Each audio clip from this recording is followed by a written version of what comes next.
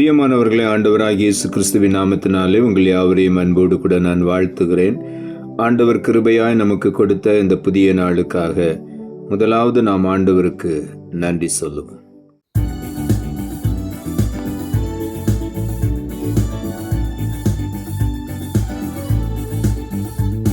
என் கிருபை உனக்கு போதும், என் கிருபை உனக்கு போதும்.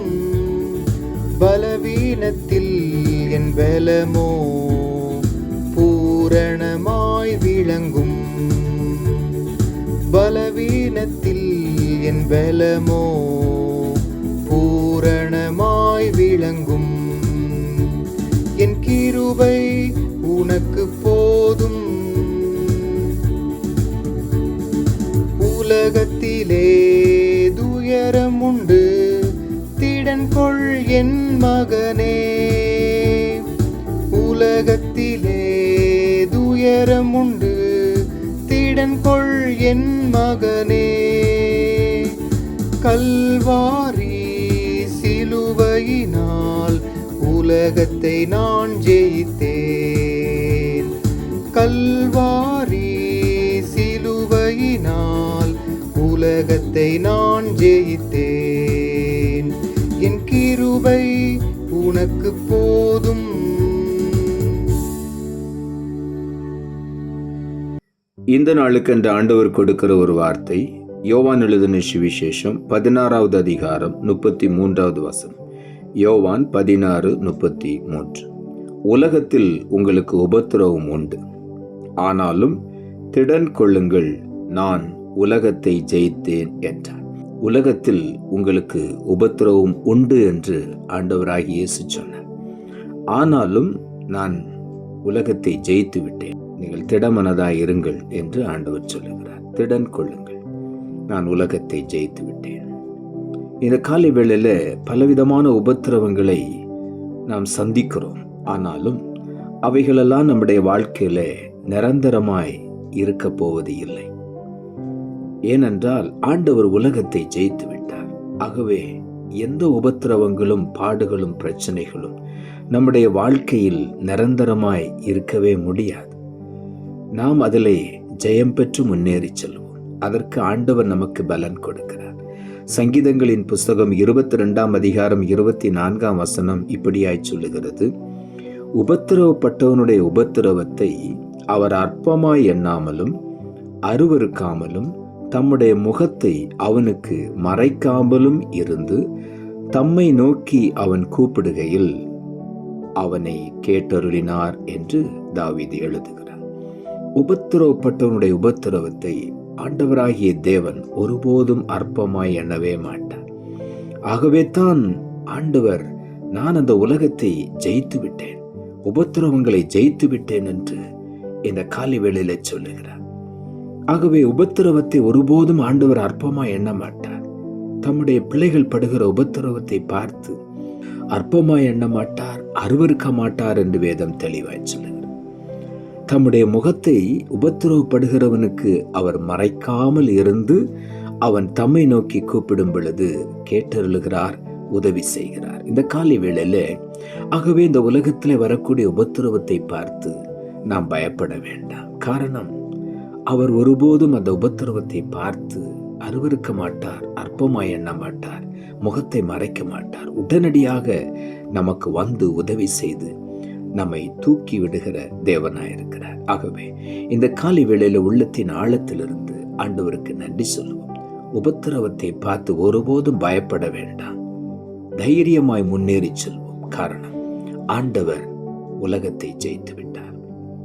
சங்கீதங்களின் புஸ்தகம் 119ஆம் அதிகாரம் 67ஆம் வசனம் இப்படியாய் சொல்லுகிறது: நான் உபத்திரவப்படுவதற்கு முன் வழி தப்பி நடந்தேன், இப்பொழுதோ உம்முடைய வார்த்தையை காத்து நடக்கிறேன் என்று தாவீது எழுதுகிறார். உபத்திரவப்படுவதற்கு முன் வழி தப்பி நடந்தேன். இந்த உபத்திரவம் வந்த பொழுது ஆண்டவருடைய வார்த்தையை தேட ஆரம்பித்தேன். கர்த்தருடைய வார்த்தையை கருத்தாய் தியானிக்க ஆரம்பித்தேன்.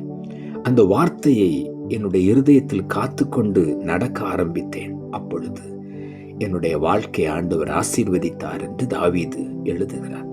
நான் உபத்திரவப்படுவதற்கு முன் தான் வழி தப்பி நடந்து கொண்டிருந்தேன். ஆனால் அந்த உபத்திரவம் வந்தவுடனே அந்த உபத்திரவத்தின் மத்தியிலே வார்த்தையை நான் கற்றுக்கொண்டேன். வார்த்தையை காத்து நடக்க ஆரம்பித்தேன். ஆண்டவர் என்னை அந்த உபத்திரவத்திலிருந்து என்னை விடுவித்து மீட்டு கொண்டார் என்று அழகாக இங்கே எழுதுகிறார். 2 நாளாகமம் புஸ்தகம் 15ஆம் அதிகாரம் 7வது வசனம் சொல்லுகிறது, நீங்களோ உங்கள் கைகளை நெகிழ விடாமல் திடன் கொள்ளுங்கள், உங்கள் கிரியைகளுக்கு பலன் உண்டு என்றார். இங்கே ஆண்டவருடைய வார்த்தை சொல்லுகிறது, உங்கள் கைகளை நெகிழ விடாமல் திடன் கொள்ளுங்கள். நாம் ஒருபோதும் சோர்ந்து போகக்கூடாது, தளர்ந்து விடக்கூடாது. நாம் திடன் கொள்ள வேண்டும். ஆண்டவர் சொல்லுகிறார், ஆனாலும் திடன் கொள்ளுங்கள், நான் உலகத்தை ஜெயித்தேன்.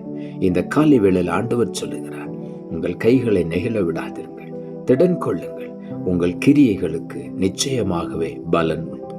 நாம் ஒவ்வொரு கிரியைகளுக்கும் ஆண்டவர் பலன் கொடுக்கிற தேவனாயிருக்கிறார். ஆகவே நாம் நற்கிரியைகளை செய்வோம், சோர்ந்து போக வேண்டாம். உபத்திரவங்களை தாங்கிக் கொண்டு முன்னேறி செல்லும் பொழுது ஆண்டவர் நிச்சயமாக அதிலிருந்து ஒரு விடுதலை கொடுப்பார், நம்மை வழி நடத்துவார். 1 யோவான் 5ஆம் அதிகாரம் 4ஆம் வசனம் சொல்லுகிறது, தேவனால் பிறப்பதெல்லாம் உலகத்தை ஜெயிக்கும், நம்முடைய விசுவாசமே உலகத்தை ஜெயிக்கிற ஜெயம் என்று இங்கே ஆண்டவருடைய வார்த்தை சொல்லுகிறது. நம்முடைய விசுவாசம், ஆண்டவராகிய இயேசு கிறிஸ்துவின் மேல் நாம் வைத்திருக்கிற விசுவாசம் தான் உலகத்தை ஜெயிக்கிற ஜெயமாக நமக்கு ஜெயத்தை பெற்று தருகிறது. ஆகவே உபத்திரவம் ஒரு பக்கம் இருந்தாலும் நாம் திடன் கொண்டு நாம் தளர்ந்து விடாதபடி நம்முடைய கைகளை பலப்படுத்தி ஆண்டவருக்கு நேராக நம்முடைய கைகளை உயர்த்தி ஆண்டவரை நாம் துதிக்கும் பொழுது, அவரை நாம் மேன்மைப்படுத்தும் பொழுது, விசுவாசத்தோடு அவரை துதிக்கும் பொழுது நாம் ஜெயத்தை பெற்றுக் கொள்ளுகிறோம். ஆகவே இந்த காலை வேளையில உலகத்தை ஜெயிக்கிற ஒரு ஜெயம் நமக்குள்ளே ஆண்டவர் தந்திருக்கிறார். அந்த விசுவாசம், ஆண்டவர் மேல் வைத்திருக்கிற விசுவாசம், அதுதான் நமக்கு ஜெயத்தை பெற்று தருகிறது. ஆகவே இந்த காலை வேளையில ஒருபோதும் நம்மை ஆண்டவர் கைவிடவே மாட்டார். நம்முடைய உபத்திரவத்தை அற்பமாய் நினைக்கவே மாட்டார், அருவருக்கவே மாட்டார், முகத்தை மறைக்கவே மாட்டார். நமக்கு உதவி செய்கிற தேவனாயிருக்கிறார். நம்முடைய சத்தத்திற்கு அவர் செவி கொடுத்து உதவி செய்கிறார். ஆகவே இந்த காலை வேளையில உற்சாகமாய் காணப்படுவோம். ஆண்டவர் நம்மை ஒருபோதும் கைவிட மாட்டார். நாம் ஜெபிப்போம். அன்புள்ள ஆண்டவரை, கிருபையா நீர் கொடுத்த இந்த புதிய நாளுக்காய் மறுபடியும் உமக்கு நன்றி செலுத்துகிறோம். ஆண்டவர் கொடுத்த ஜீவனுள்ள வார்த்தைக்காக நன்றி. உலகத்தில் உங்களுக்கு உபத்திரவம் உண்டு, ஆனாலும் திடன் கொள்ளுங்கள், நான் உலகத்தை ஜெயித்தேன் என்றார். இந்த வார்த்தையை கொடுத்தேன்.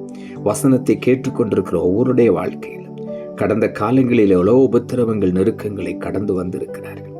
இந்த உபத்திரவம் என்றைக்கும் மாறும் என்று சொல்லி ஒருவேளை வேதனையோடு இந்த வார்த்தையை கேட்டுக்கொண்டிருப்பார்கள். ஆனால் இந்த புதிய ஆண்டில, இந்த நாளில, காலை வேளையில எல்லா உபத்திரவத்திலிருந்து அவர்களை விடுவித்து ஆண்டவர் அவர்களை பலப்படுத்தி அவர்களை உயர்த்தி ஜெயிக்கிறவர்களாய் விசுவாசத்தில் இன்னும் பலனடைந்து ஜெயித்து முன்னேறி செல்ல ஒவ்வொருவருக்கும் உதவி செய்யும். நீர் அப்படி செய்ய போகிறபடினாலும் நமக்கு நன்றி தாழ்த்துகிறோம். இரட்சகர் இயேசுவின் நாமத்தில் ஜெபிக்கிறோம் நல்ல பிதாவே, ஆமென்.